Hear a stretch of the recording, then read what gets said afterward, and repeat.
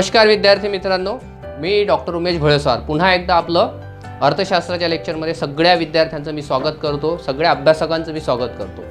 आज आपण महत्त्वाचा जो भाग पाहणार आहोत तो म्हणजे पर कॅपिटा इन्कम, ज्याला दरडोई उत्पन्न म्हटलं जातं, PCI पर कॅपिटा इन्कम। त्यानंतर आपण पाहणार आहोत पर्सनल इन्कम, ज्याला वैयक्तिक उत्पन्न म्हणजे काय। त्यानंतर national product at market price, ज्याला म्हटलं जातं बाजार मूल्यावर राष्ट्रीय उत्पादन म्हणजे काय। आणि त्यानंतर शेवटच्या टप्प्यामध्ये आपण पाहणार आहोत national income at factor cost, ज्याला म्हटलं जातं घटक परिव्ययावर राष्ट्रीय उत्पादन म्हणजे काय। म्हणजे आपण गेल्या लेक्चरला जे राष्ट्रीय उत्पन्न म्हणजे काय, राष्ट्रीय उत्पन्न कसं मोजलं जातं, GDP, GNP, NNP, NDP या सगळ्या संकल्पना समजल्यानंतर या ज्या आज आपण संकल्पना पाहणार आहोत, या संकल्पना जर समजल्या तर एकंदरीत आपल्याला देशाच्या उत्पन्नाच्या संदर्भामध्ये सगळा अंदाज येईल। त्यामुळे आपण आज सुरुवात करणार आहोत पर कॅपिटा इन्कम पासून। पर कॅपिटा इन्कम ज्याला PCI म्हणजे दरडोई उत्पन्न, ही दरडोई जे उत्पन्न आहे, ह्या दरडोई उत्पन्नाच्या संदर्भामध्ये महत्त्वाचं आहे की हा शब्द कुठून आला, अशी ज्याच्यामध्ये पर कॅपिटा इन्कम यामधला जो कॅपिटा आहे, या कॅपिटाला मुख्यत्वे याची जर आपण उत्पत्ती पाहिली तर यामध्ये दिसून येते कॅपिटा हा जो शब्द हा कॅपिट्यू म्हणजे कॅप्च्यू किंवा कॅपिट्यू असं जो वर्ड आहे ग्रीक मधलाच कदाचित असावा, की याचं जे मिनिंग होते की कॅपिट्यू याचा अर्थ होतो डोके म्हणजे हेड, ज्याला म्हटलं जातं डोके। म्हणजे याचा काय संबंध असतो की यावरून देशामधल्या प्रत्येक व्यक्तीचं उत्पन्न विचारात घेतलं जाते। आता हे प्रत्येक व्यक्तीचं इन्कम, ज्याला पर कॅपिटा इन्कम किंवा दरडोई म्हणजे प्रत्येक व्यक्तीचं हे जे उत्पन्न आहे, या उत्पन्नाचा संदर्भ महत्त्वाचा म्हणजे देशातल्या प्रत्येक नागरिकाशी येतो। मात्र आपण राष्ट्रीय उत्पन्न काढलं होतं, त्या राष्ट्रीय उत्पन्नाचा संबंध कसा येतो, देशाच्या संपूर्ण लोकसंख्येशी असतो। आणि देशाच्या राष्ट्रीय उत्पन्नाला त्या देशातील जर एकूण लोकसंख्येने जर भाग दिला तर दरडोई उत्पन्न किती आहे ते लक्षात येते। म्हणजे दरडोई उत्पन्नाचं सूत्र कसं आहे, दरडोई उत्पन्न बरोबर देशाचं राष्ट्रीय उत्पन्न भागीला देशातली एकूण लोकसंख्या, म्हणजे per capita income is equal to national income divided by total population.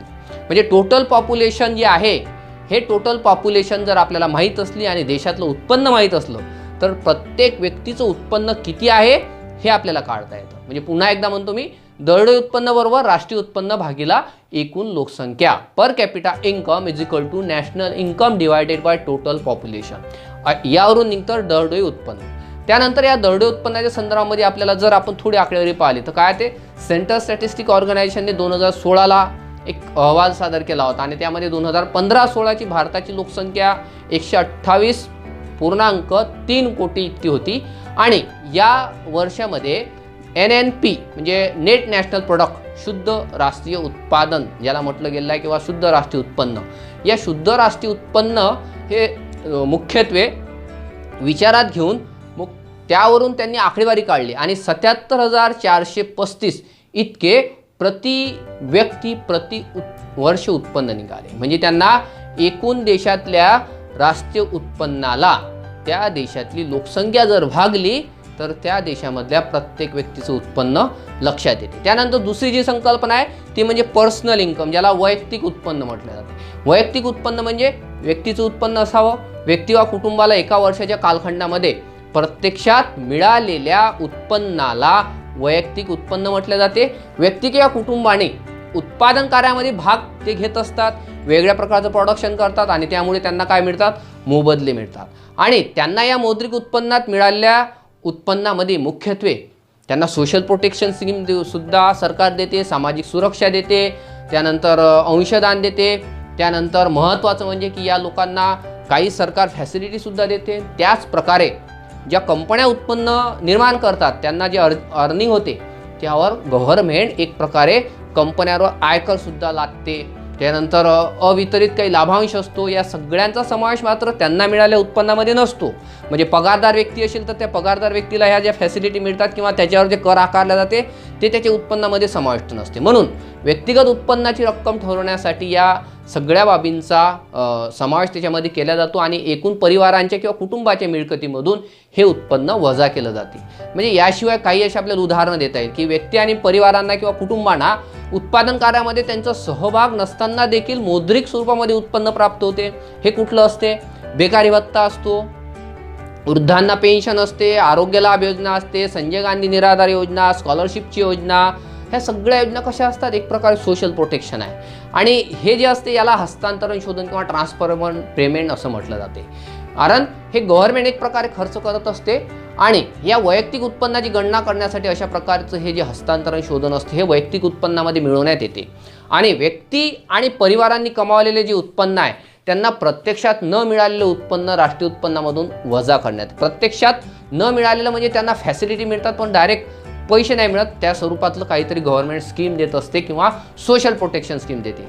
आणि या सगळ्या बाबींचा एकूण राष्ट्रीय उत्पन्नातून ते वजा करण्यात येते आणि चालू वर्षामध्ये न कमावलेल्या परंतु प्रत्यक्षात मिळालेल्या वैयक्तिक उत्पन्न जे असते ते राष्ट्रीय उत्पन्नामध्ये मिळवण्यात येते. म्हणजे पर्सनल जे इन्कम असते त्यांचं मिळवल्या जाते आणि बाकीच्या स्कीमवरून त्यांना ज्या फॅसिलिटी मिळतात त्या मायनस केल्या जाते. म्हणजे आपण जर पर्सनल इन्कम जर पाहिलं, personal income is equal to national income minus social security contribution minus corporate income tax minus undistributed profits plus transfer payments, अशा प्रकारचं ते पर्सनल इन्कम काढण्याचं सूत्र आहे.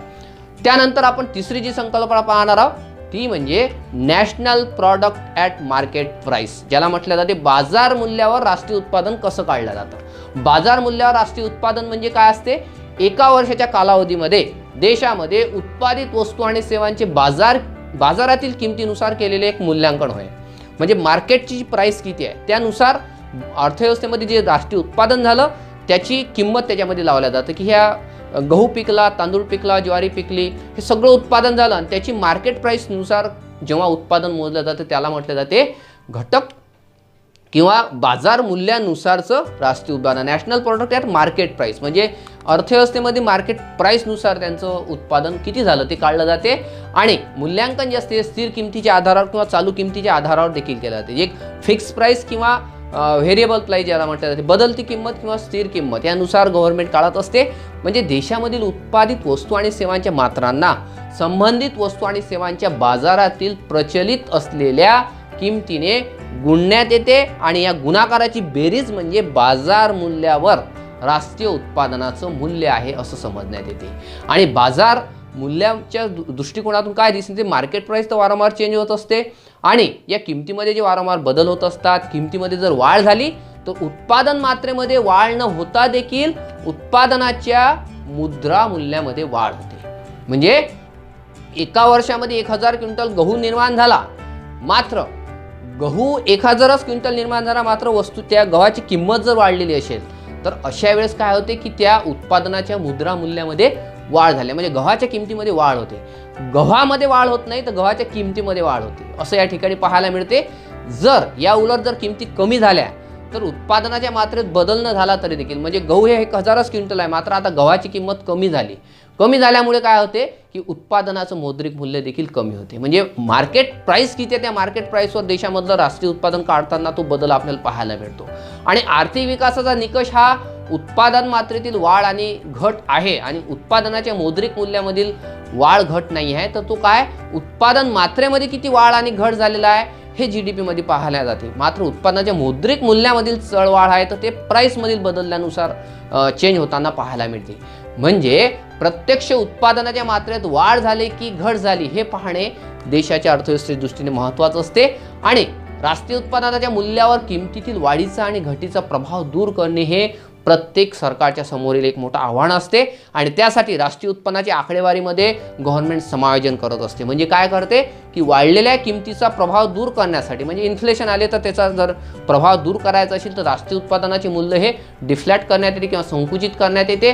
म्हणजे उत्पादनाचं मूल्य हे संकुचित करण्यात येते. तर कमी झालेल्या किमतीचा प्रभाव दूर करण्यासाठी किंवा हटवण्यासाठी राष्ट्रीय उत्पादनाचे मूल्य इन्फ्लेट करण्यात येते किंवा फुगवण्यात येते. म्हणजे अशा प्रकारचं जे समायोजन केलं तर स्थिर बाजार मूल्यावर राष्ट्रीय उत्पादनाचा अंदाज लावला येतो. म्हणजे अर्थव्यवस्थेमध्ये मार्केट जी प्राइस आहे त्यावर गव्हर्नमेंट नियंत्रण ठेवण्याचा प्रयत्न करते आणि अर्थव्यवस्थेमध्ये स्थिर अवस्था आणण्याचा प्रयत्न करत असते. आणि किमतीत होणाऱ्या बदलाच्या मापनासाठी किंमत निर्देशांक ज्याला म्हटलं जाते, प्राइस इंडेक्स नंबर ज्याला म्हटलं जाते, तो तयार करण्यात येतो आणि त्यासाठी कोणतेही एक आधार वर्ष गृहीत धरण्यात येते आणि त्या वर्षीची किंमत निर्देशांक 100 मांडण्यात येतो आणि आधार वर्षातील या स्थिर किमतीनुसार चालू वर्षातील उत्पादनाची गणना करण्यासाठी मुख्यत्वे हे सूत्र अवलंबले जातात. कुठलं सूत्र आहे? National product at fix price.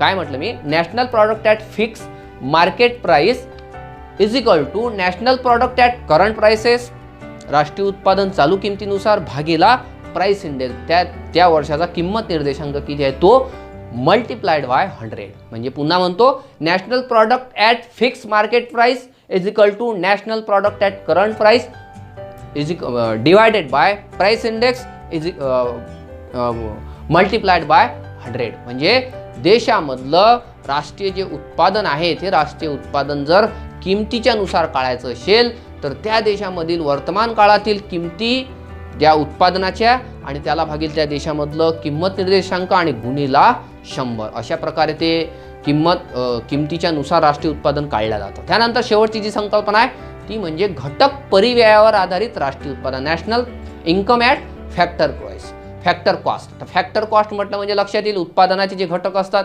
त्याचे कदाचित मूल्य विचारात घेतलं जात असेल. बघा पुन्हा आपण पाहत आहोत की ज्यामध्ये वस्तू आणि सेवांचं उत्पादन करणारे जे श्रम आहे, भूमी आहे, भांडवल आहे, संघटना आहे, सगळे उत्पादनाचे घटक जे आहेत तर त्यांना उत्पादनाच्या घटकांना त्यांच्या कॉन्ट्रीब्युशनमुळे त्यांना मोबदले मिळतात आणि एका वर्षाच्या कालखंडामध्ये उत्पादन घटकांनी केलेल्या उत्पादनापासून त्यांना जे शुद्ध उत्पन्न मिळते त्याची बेरीज म्हणजे त्या वर्षाचं राष्ट्रीय उत्पन्न आहे.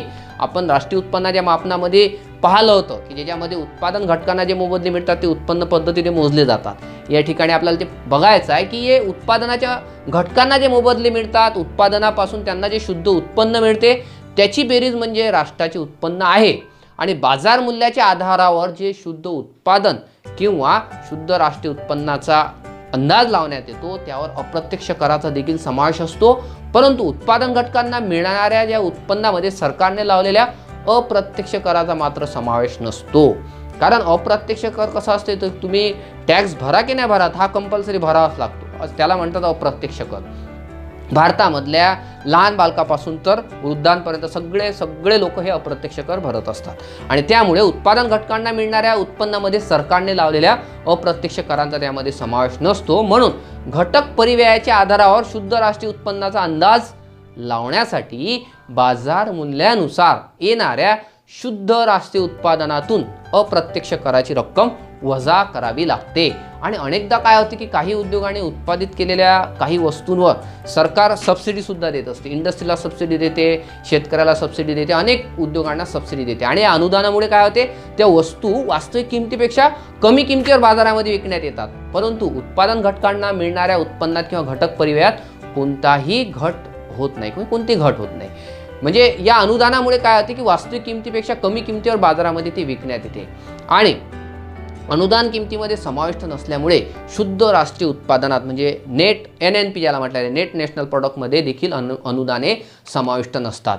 परंतु अनुदान काय हे राष्ट्रीय उत्पन्नाचे ते एक अंग आहे आणि त्यामुळे शुद्ध राष्ट्रीय उत्पादनाच्या राशीत म्हणजे नेट नॅशनल प्रॉडक्टमध्ये NNP मध्ये अनुदानाची जर रक्कम मिळवली तर राष्ट्रीय उत्पन्नाचा अंदाज लावता येतो.